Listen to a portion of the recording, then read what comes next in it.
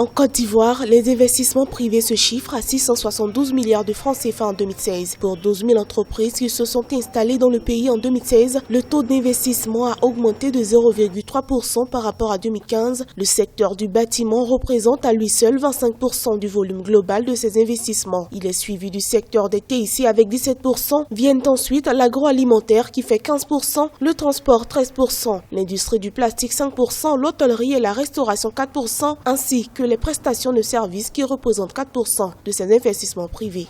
Nous confirmons que la Côte d'Ivoire est attractive. Maintenir le même niveau d'investissement en 2 années, avec les échéances électorales que nous avons eues en 2016, est une performance. S'agissant de l'origine des investissements, notons que 181 milliards de francs CFA sont issus d'investissements directs nationaux IDN contre 491 milliards de francs CFA pour les investissements directs étrangers IDE. La France étant le premier pourvoyeur d'investissements privés en Côte d'Ivoire en 2016 avec 12% du volume global, tandis que le Nigeria arrive en deuxième position avec 10%. Les investissements directs étrangers ont été mobilisés par toute la politique qui a été mise en œuvre par le gouvernement ivoirien, qui s'explique effectivement par le fait que les indicateurs du marché, les activités du marché étaient ouverts pour la Côte d'Ivoire. Quand vous prenez par exemple l'indice Nielsen, l'indice Nielsen est un indice qui permet effectivement de mesurer l'attractivité de la Côte d'Ivoire par rapport au marché. Et c'est un indicateur, les indicateurs qui sont utilisés par cet indice permettent de mesurer effectivement la confiance dans les affaires, l'économie, la confiance dans le secteur du commerce de détail, la confiance dans les consommateurs.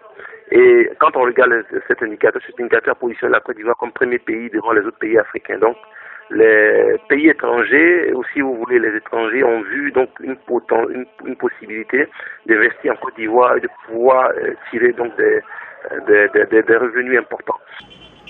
6 647 emplois devraient être générés grâce à ces investissements.